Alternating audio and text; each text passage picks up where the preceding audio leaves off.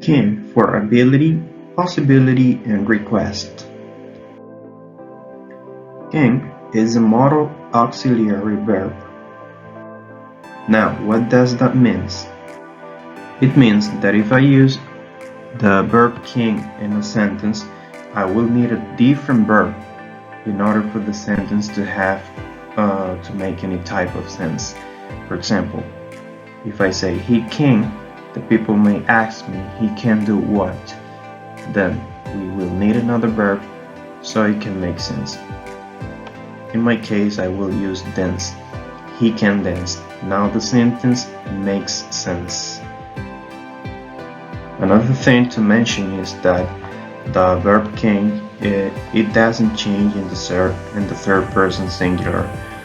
When we conjugate this verb in the third person singular, we don't have to add an s and pronounce he, she, it, in difference to other verbs that we need to change it when it comes to the third person singular.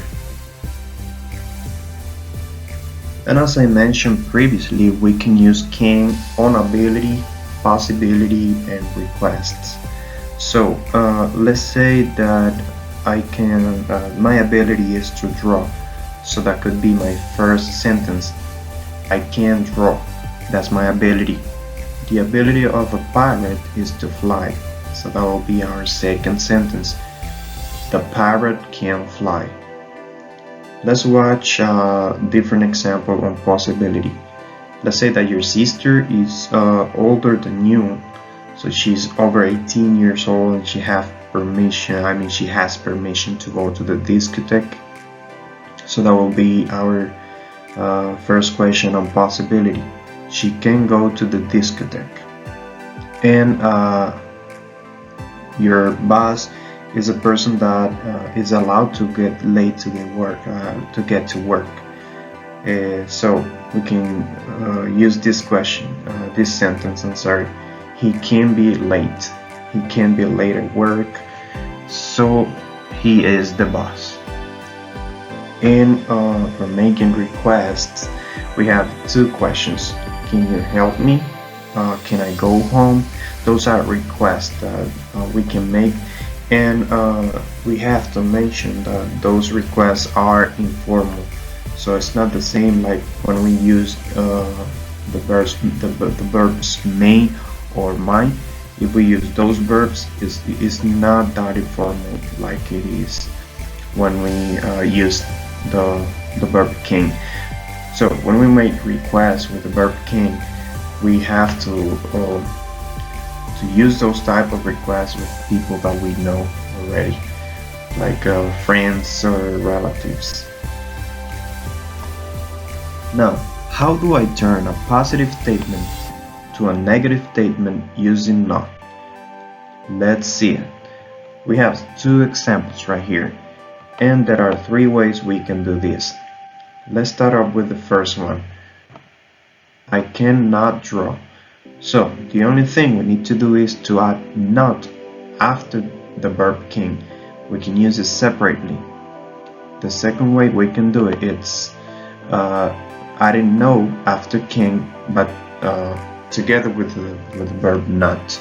And the third way we can do this is with the abbreviation of can. So I can't draw. With the abbreviation of not. I can't draw. Let's see it with the second one. She cannot go to the discotheque separately. She cannot go to the discotheque together. She can't go to the discotheque with the abbreviation. Now we're going to learn how to turn affirmative sentences to questions. We have 4 examples. We have she can go to a party, I can be late, we can leave, it can fly. Let's go with the first sample.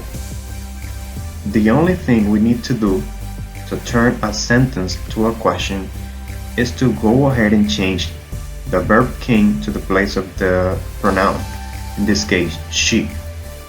So can she go to a party? We're gonna do the same thing with the second one. I can be late. So it would be, can I be late? The third one, we can leave. If we turn the verb can to the place of the verb of the pronoun, it's gonna be like this. Can we leave? And the last one, can it fly? So it's as simple as that. We just need to change or interchange the place of the verb can to the pronoun and vice versa. Now it's time for you to practice what you have learned. Unscramble the following sentences.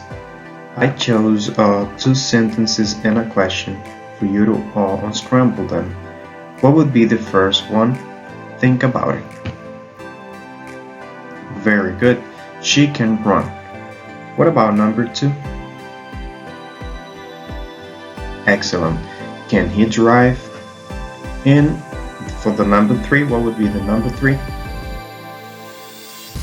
Perfect. You can't do it. Excellent job.